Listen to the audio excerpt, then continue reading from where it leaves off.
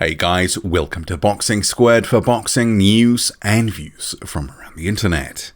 With boxing seemingly having turned a corner with some high profile cards on the way, we've had 3 months without boxing so far, or good boxing. There's been the odd card around the world, but we're starting to ramp back into things, and it's got me thinking about the heavyweight division, some of the matchups I'd like to see. And the way I've put together some of these fights is more along promotional lines, fights that I think could be made, are interesting matchups, are pretty much close to 50-50s in most cases, and I don't see too many impediments to them being made beyond the promoter's greed of not wanting to sort of pit one of their guys against another guy who is also on a similar level. And the reason I've sort of put together a lot of 50-50s is because we've heard from promoters that it's, there's no more time for weak fights. That's a quote from Eddie Hearn, that they have to put together stuff fans want to see. So with that in mind, I've put that together. It may not end up being the reality, but I do think that some of these fights can be made and hopefully will be made. So we'll start off, and as I said, these are along promotional lines. So the first one, I'll start with the PBC crew. Charles Martin versus Robert Helenius. I think that's quite an interesting fight. Robert Helenius has just recently beaten Adam Kownacki. Adam Kownacki beat Charles Martin. Gerald Washington beat Robert Helenius, but Washington then lost to Charles Martin. So there's a whole sort of, it's not even a triangle, it's more like a square thing going on there with 4 fighters, and Charles Martin and Robert Helenius have sort of emerged to the top. Charles Martin getting closer in the IBF to a potential title shot. Robert Helenius is now the WBA gold champion. He won an eliminator against Kownacki. That's why he's been elevated to that status of gold champion. Whatever that means or wherever that's going to take him, we're not sure. Couple of big punches, trading leather, and I think it's pretty much a close to a 50-50. Robert Helenius would have the height and the reach a couple of inches on both fronts, but I do think that Charles Martin has the potential to hurt Robert Helenius. He can be hurt. Okay, so the next fight within the PBC that I think could be made, should be made, I think fans would love to see, Andy Ruiz and Luis Ortiz. And this is a fight that has been spoken of. Andy Ruiz said he's interested in that fight, but the caveat was having a tune-up first. Luis Ortiz has sort of said, hey, why do you need a tune-up? Just fight me. I think this is a very good sort of clash of styles. I think it could be a fun fight. I don't think Luis Ortiz would be able to get away with as much against Andy Ruiz as he did against Deontay Wilder, who was basically letting Luis Ortiz, do what he wanted for the most part, and then he was waiting for an opportunity where Ortiz made a mistake. I think Andy Ruiz Jr. would definitely be exerting more pressure and looking for more counterpunch opportunities. Effectively, Ruiz is like a front foot counterpuncher, and with his fast hands, it could cause Ortiz some problems. But with Ortiz maybe trying to keep it long, using the height and the reach, as we saw Anthony Joshua did against Andy Ruiz Jr., it's an interesting fight. Another one, Adam Kownacki versus Andy Ruiz. And I know that there has been talk about Andy Ruiz Jr. potentially facing Chris Arreola. And that's not a terrible fight, but to me that's like a 70-30 or 80-20 to Andy Ruiz Jr. Adam Kownacki is effectively, in my view, the new Chris Arreola. So I think Adam Kownacki is a better version of Chris Arreola, and I think that could be a really fun fight. And, obviously the body types and the styles, would mesh quite well, sort of similar, coming forward, throwing punches. I think it could be a real fun fight, and I think there'd be a lot of leather thrown. I think Andy Ruiz Jr. might go in a slight favourite, but I think Adam Kownacki has shown that he can still catch up with guys who are standing right in front of him. I know a lot of people after his loss to Robert Helenius will be saying Andy Ruiz all day, but I don't think it's as simple as that. I think his volume too would it'd be interesting against Andy Ruiz. I would like to see, I think that would be a real war. The next one, Gerald Washington versus Frank Sanchez. And I think both of these guys need this fight for different reasons. For Washington, he's effectively on the outside looking in now. People forget he only did beat Robert Helenius less than a year ago. But now after his recent loss to Charles Martin, it kind of feels like, he's almost one fight away from being completely irrelevant. So he would, against a guy like Sanchez, who's on the way up 15-0, I think it makes sense because Washington needs to prove that he's not just a gatekeeper, that he can still mix it at a top 20, top 25 level there or thereabouts, top 30 even maybe. Sanchez, though, he's in that weird point in his career where he needs a Washington type name on his resume before he can get to those next better fights. I do think it's interesting for a number of reasons. And Washington, the bigger guy, bigger reach, and he is a big puncher. Sanchez, though, he can box, he can move, and it'd be interesting to see what he could do against Gerald Washington. Maybe this isn't quite a 50-50. Maybe people would think Frank Sanchez 60-40 or there or thereabouts, but I would like to see that fight. And Arreola, who has been talked about against the likes of an Andy Ruiz, and that may happen next, but I think that's not a great fight. It's an okay fight. Styles would probably mesh. I would rather see him against Dominic Breazeale. And I think for the same reasons as Gerald Washington, Breazeale needs a win and against someone who's got somewhat of a name. Arreola's been pretty faded for a while now. His best years were a decade ago. And I think Dominic Breazeale, coming off that bad loss to Deontay Wilder in 2019, he needs a good style matchup and a fight where he can sort of excel. And Arreola will be there throwing punches.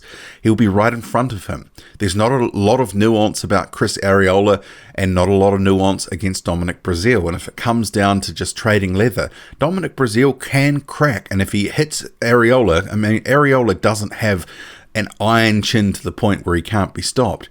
I think it's a good, fun fight. And it's one I think is makeable. Okay, let's get on to the next one, which is perhaps just a sliver too far away for it to happen, but within the next 6 months to a year could definitely happen. I think Efe Ajagba versus Dominic Breazeale. If Breazeale is devolving into that sort of gatekeeper, and that's where his career is looking to head, eventually Efe Ajagba, who's been rising through the levels, I think this makes a lot of sense at some point. And because Breazeale has got a little bit something about him, he can punch hard and he is durable. It's the sort of guy that I think Ajagba needs, but Breazeale isn't so skilled that it's going to give Efe Ajagba fits in terms of what's coming back at him. He'll know what to expect for the most part.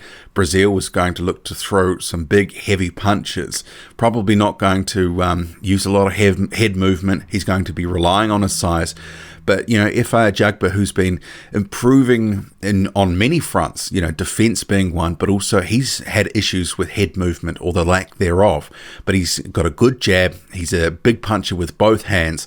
And I think Dominic Breazeale is one of these guys that is there to be hit. I think that could be a fight we could see at some point. And they're in the same stable. I think it's makeable. But Breazeale, he will have probably higher ambition at this point.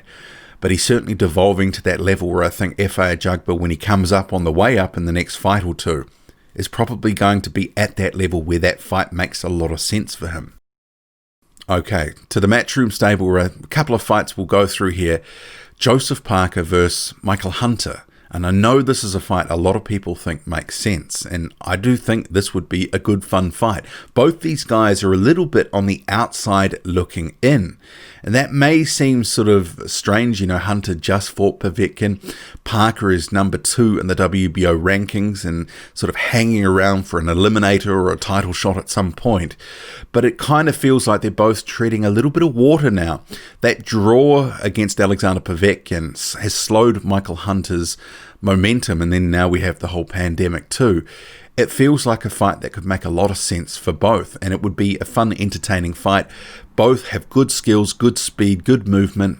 I like it. I think it would make a lot of sense. It'd be a fun fight, I believe. But will it get made? Yeah, I'm not so sure. Maybe in the next year, but not next, I think. But I think it makes a lot of sense. And if Matchroom is truly going to be starting to match some of their guys tougher, because that's been one of my criticisms in the past year or so. You've got all these guys who've joined on co-promotional deals. The likes of Joseph Parker's come in, Michael Hunter's come in, Zhili Zhang. You've had Martin Bakole join, Filip Hrgovic, Sergey Kuzmin, Hughie Fury. We haven't seen any of them fighting each other. And that's a problem. Okay, the next matchup, Zhili Zhang versus Martin Bakole. I think that's a good fight for both, and both need that sort of fight right now because they're both in a weird place. Zhang, who's 20-0, 21-0. Bakole, he's coming off that Michael Hunter loss from 2018. He's rebuilt, but he's looking for an opportunity. Both these guys need a fight where they can try to break through because the guys that are sort of a rung above them on the ladder aren't giving them the time of day right now. So it is, putting everything on the line, but for Zhang in particular, he's 36 years old. He hasn't got too much time to waste. And Martin Bakole, he needs a name to put on his resume, to build a bit of hype and buzz for his profile. Because at the moment, it kind of feels like it's just going nowhere. Another fight, Filip Hrgovic versus Martin Bakole. This was a fight that us as fans were talking about, 3-6 months ago, just before the pandemic. Something like this could make sense. Both these guys, and it's similar to Zhang as well. Hrgovic is looking for opportunities to fight better, bigger, tough opponents, but seemingly not being able to get them. He's been tossed up some pretty soft opposition.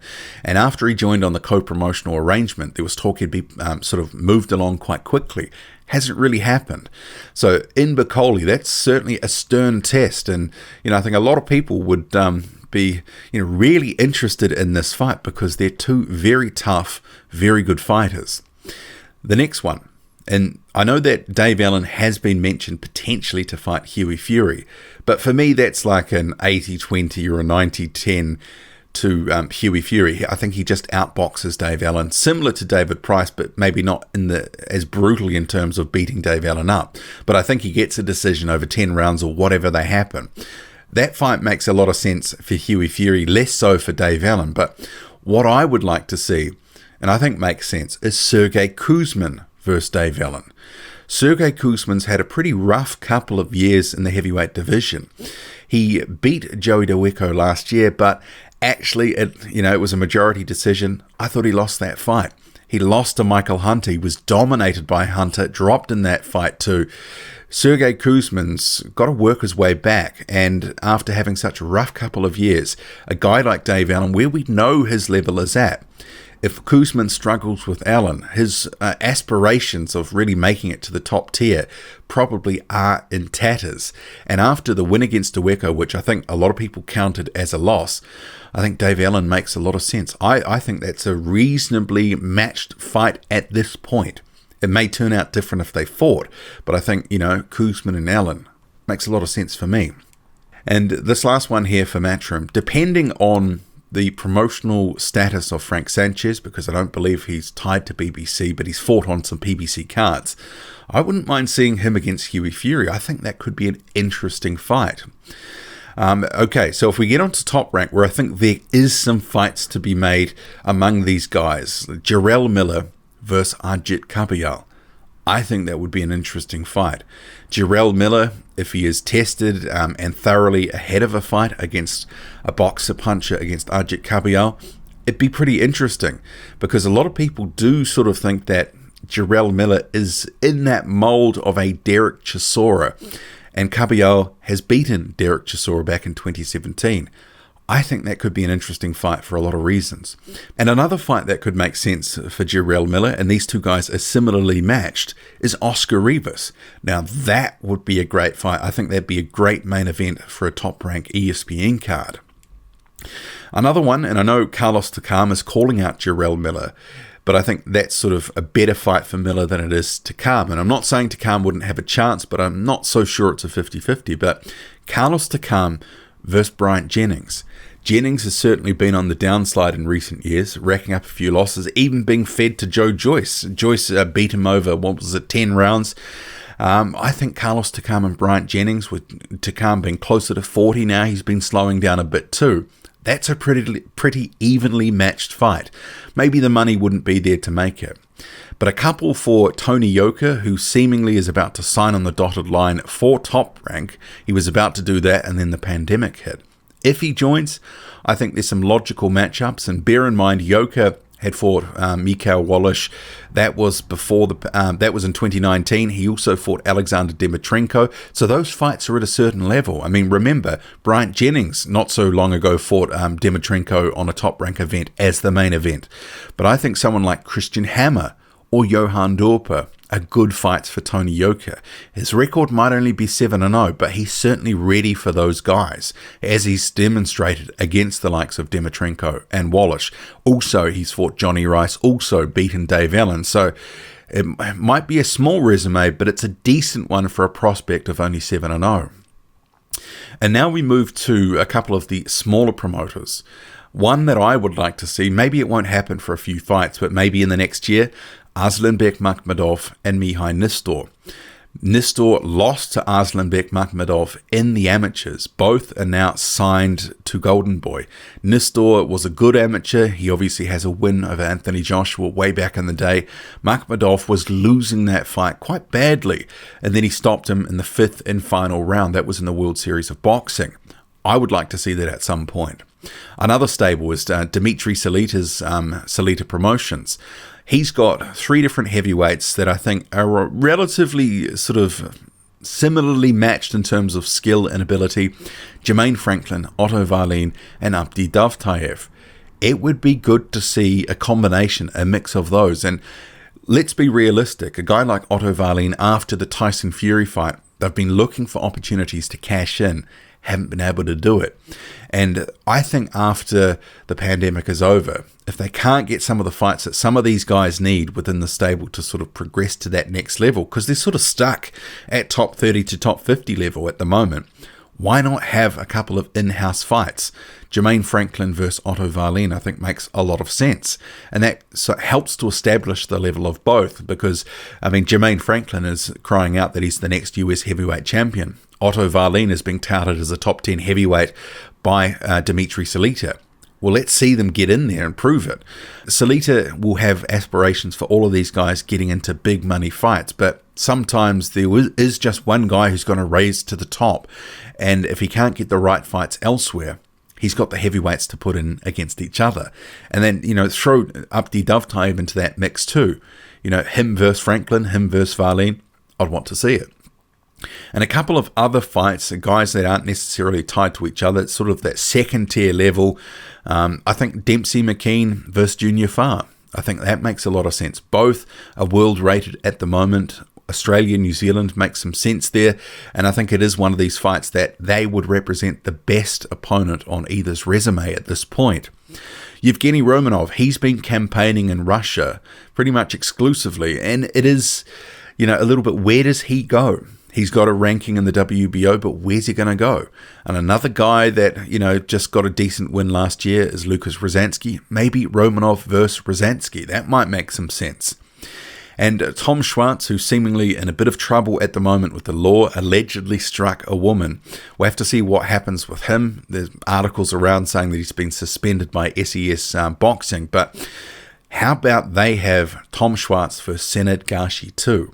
And if you didn't see the first fight, where Tom Schwartz looked terrified, he put on an acting display, but Senad Gashi was fouling too. There were some headbutts and other bits and pieces, but Schwartz hammed it up something chronic.